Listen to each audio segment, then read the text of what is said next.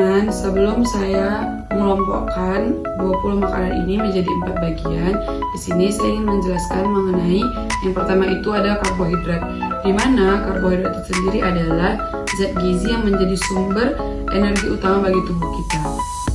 Kemudian yang kedua ada protein, di mana protein itu terbagi menjadi dua. Yang pertama itu ada protein hewani dan protein nabati. Protein hewani itu sendiri adalah protein yang berasal dari hewan, sedangkan protein nabati itu sendiri protein yang berasal dari tumbuhan. Nah, yang ketiga itu ada lemak, di mana lemak itu sendiri adalah zat gizi yang berfungsi sebagai sumber energi cadangan bagi tubuh kita. Kemudian yang terakhir yang keempat ada vitamin atau mineral, yaitu zat gizi mikro yang dibutuhkan tubuh dalam jumlah kecil, tetapi sangat penting untuk tubuh kita. Baiklah, langsung saja teman-teman. Maka pertama, saya akan mengelompokkan 20 jenis makanan ini ke dalam kelompok karbohidrat yang saya akan buat dalam plastik ini, kotak plastik. Pertama adalah beras. Kemudian selain beras juga ada mie instan. Kemudian selain mie instan ada kentang. Setelah itu ada jagung. Kemudian ada gula pasir. Dan juga ada tepung terigu. Nah, jadi saya sudah mengelompokkan jenis makanan untuk karbohidrat. Selanjutnya untuk protein. Nah, jadi teman-teman, di sini ada 2 protein. Yang pertama itu adalah protein hewan dan protein nabati. Yang pertama saya akan mengelompokkan protein hewani, yaitu ada ikan, kemudian ada telur, dan yang ketiga ada susu.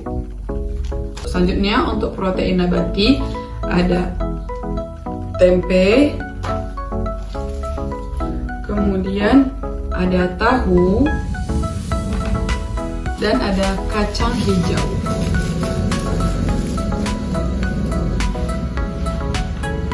Nah, selanjutnya saya akan mengelompokkan lemak. Pada pengelompokan ini, di sini saya ada menyiapkan minyak, kemudian ada kemiri. Oke teman-teman, selanjutnya vitamin dan mineral. Nah, pada vitamin dan mineral ini saya sudah menyiapkan sayur bayam, kemudian ada wortel, dan daun sop atau daun seledri. Selanjutnya ada buah apel, kemudian ada jeruk, dan yang terakhir ada pisang.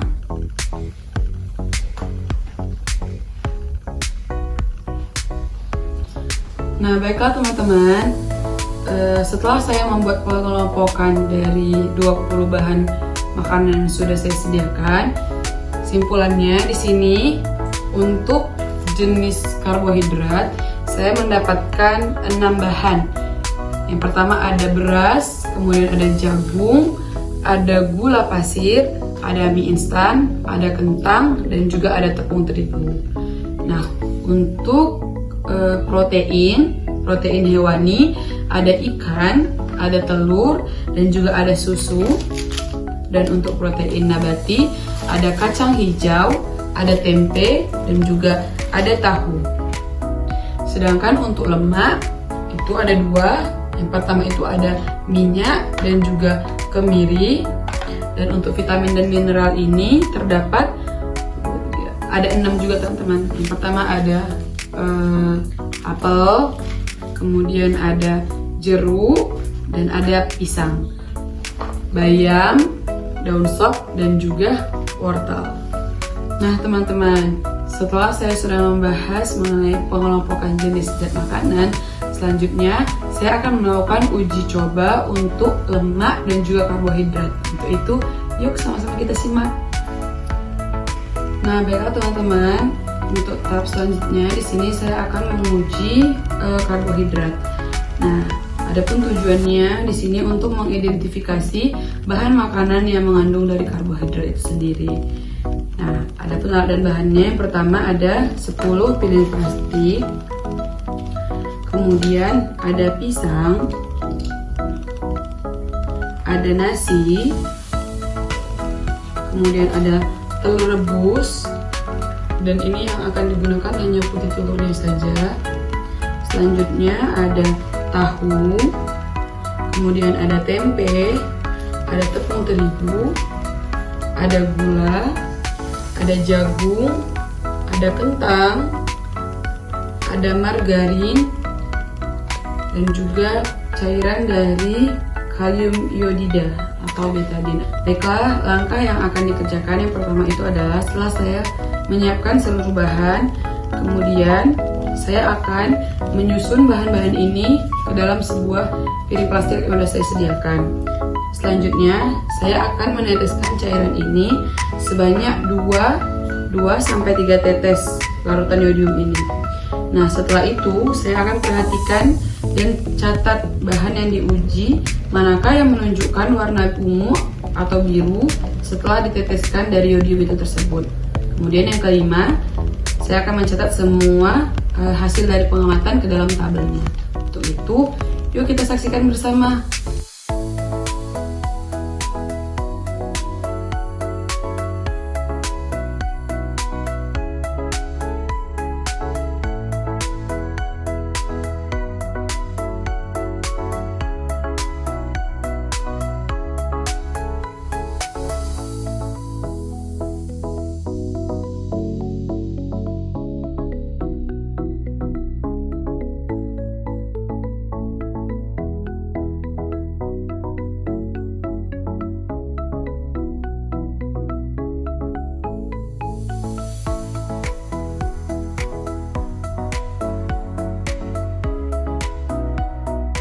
Nah, baiklah teman-teman, langsung saja. Di sini saya sudah menyiapkan semua bahan dan sudah memasukkan bahan ini ke dalam piring plastik.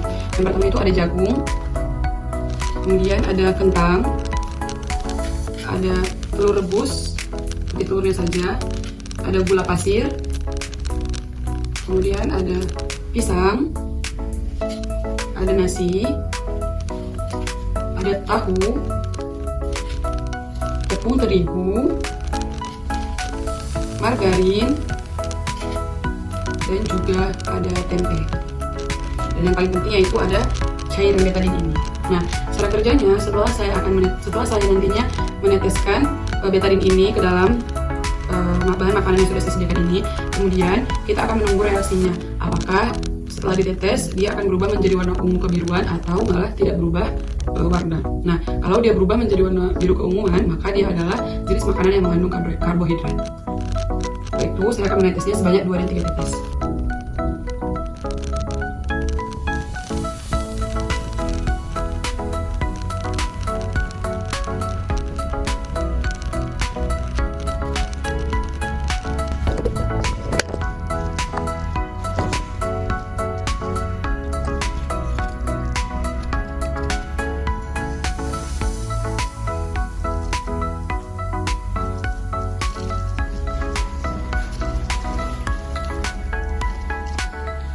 Nah, baiklah teman-teman, setelah sudah menunggu, saatnya kita lihat.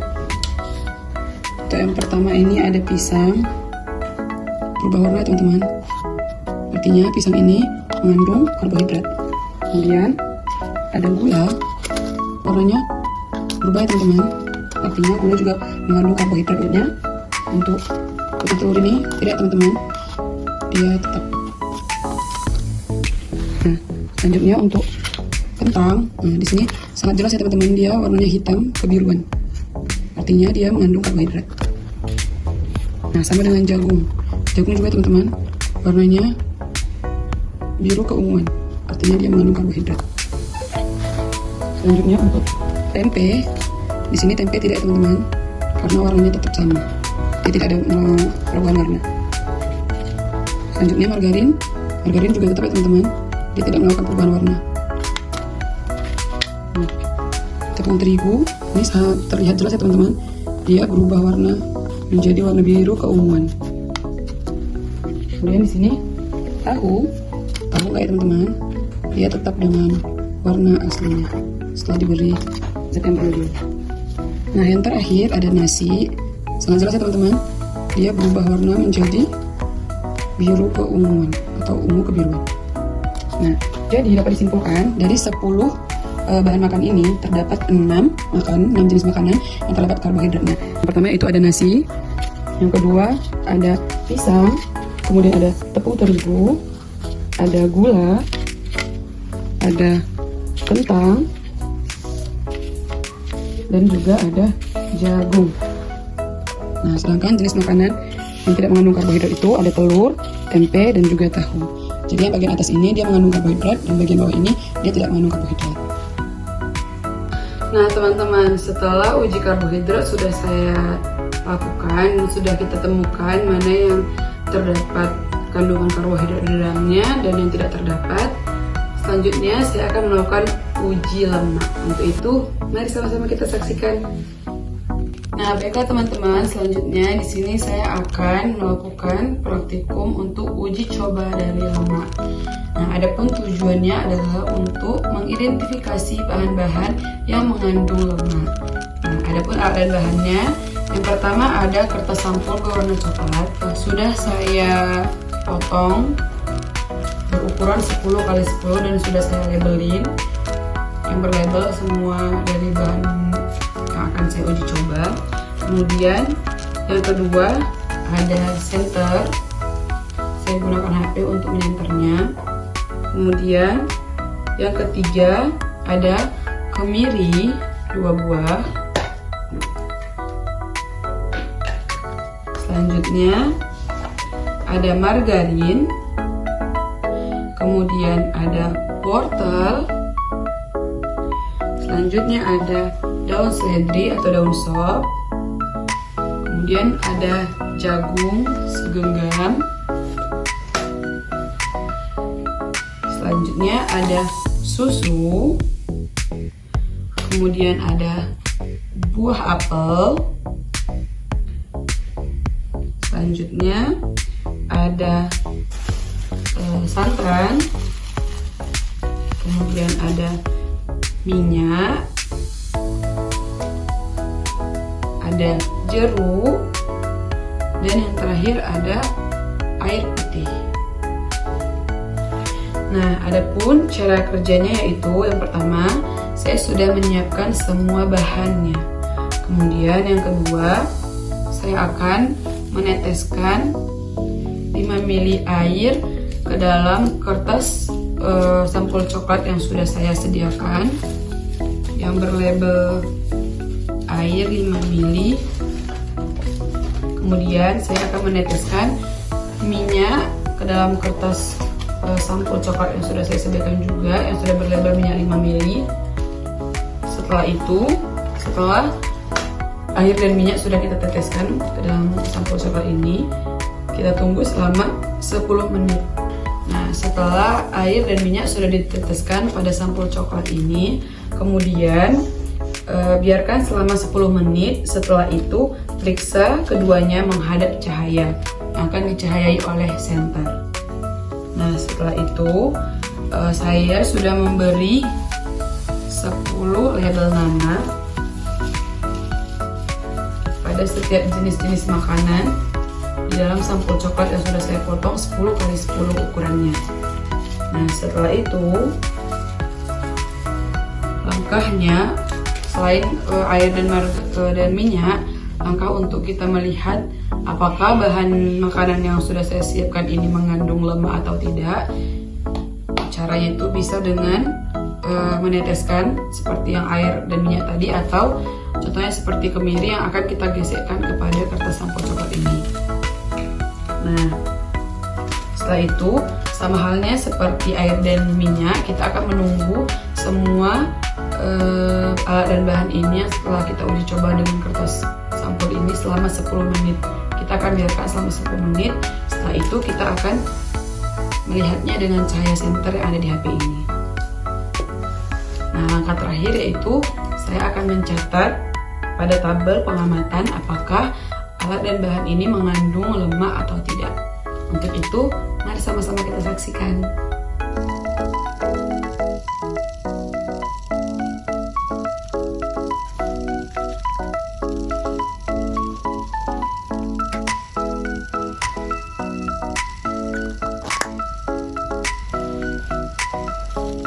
Ini untuk kertas air, dan ini untuk kertas minyak.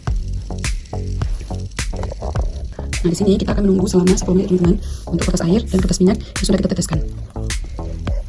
Selanjutnya, untuk menunggunya selama 10 menit, saya akan melakukan tes untuk bahan makanan lainnya.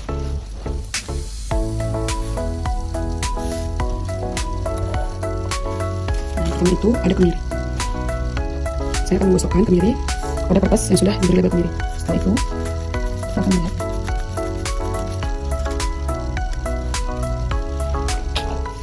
Kemudian apel,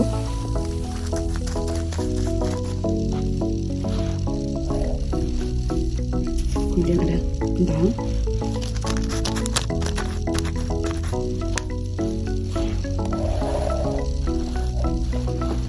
selanjutnya ada jagung,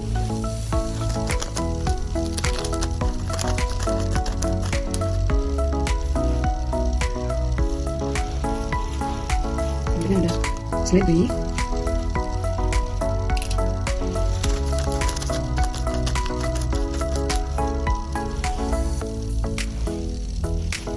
selanjutnya ada wortel,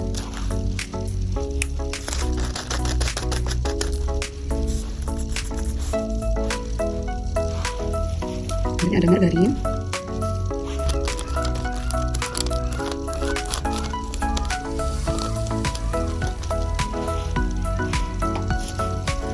selanjutnya ada jeruk,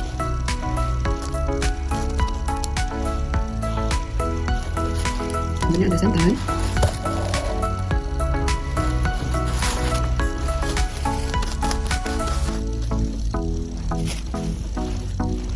dan yang terakhir ada susu. Nah, saya akan mengamati semua bahan ini lebih kurang selama 10 menit.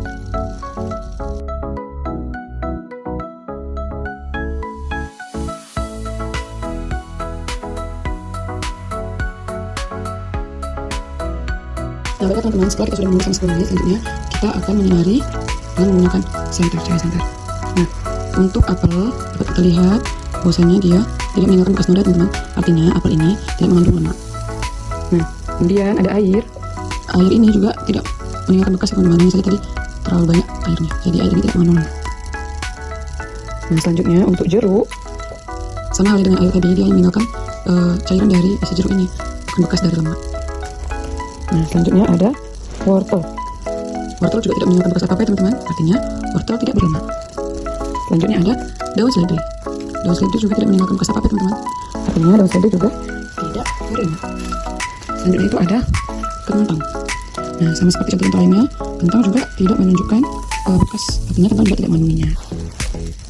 Oke, baiklah, selanjutnya ini ada susu. Nah, susu seperti ini meninggalkan berkas dan bercak ya teman-teman. Artinya susu ini mengandung lemak. Kemudian ada santan kelapa. Nah, bisa dilihat bahwa santan ini meninggalkan bercak. Artinya santan ini mengandung lemak. Kemudian juga ada jagung. Nah, di sini jagung juga meninggalkan bercak ya teman-teman. Artinya jagung juga mengandung lemak. Nah, kemudian di sini ada margarin. Nah, margarin juga sudah sangat terlihat ya teman-teman ya. Di sini meninggalkan bercak bekas. Artinya margarin ini mengandung lemak. Nah, kemudian ada kemiri. Nah, di sini juga kemiri meninggalkan bercak, artinya kemiri juga mengandung lemak. Yang terakhir yaitu ada minyak. Pasti teman-teman, kalau minyak ini memang dia meninggalkan bekas dan memang minyak ini mengandung lemak 100%. Nah, teman-teman, dari 12 sumber makanan yang sudah saya lakukan tesnya dan sudah kita uji coba lemaknya, maka ada 6 bahan makanan yang mengandung lemak dan ada juga 6 bahan makanan lainnya yang tidak mengandung lemak. Di antaranya bahan yang tidak mengandung lemak ada apel, air, jeruk, wortel, seledri, dan kentang. Ada pula bahan makanan yang mengandung lemak, diantaranya ada susu, santan, jagung, margarin, kemiri, dan minyak. Nah, baiklah teman-teman, ini adalah hasil akhir dari uji lemak yang sudah saya lakukan. Jadi tadi saya sudah melakukan 3 uji. Yang pertama yaitu untuk mengelompokkan jenis makanan, karbohidrat, protein, lemak, dan vitamin maupun mineral.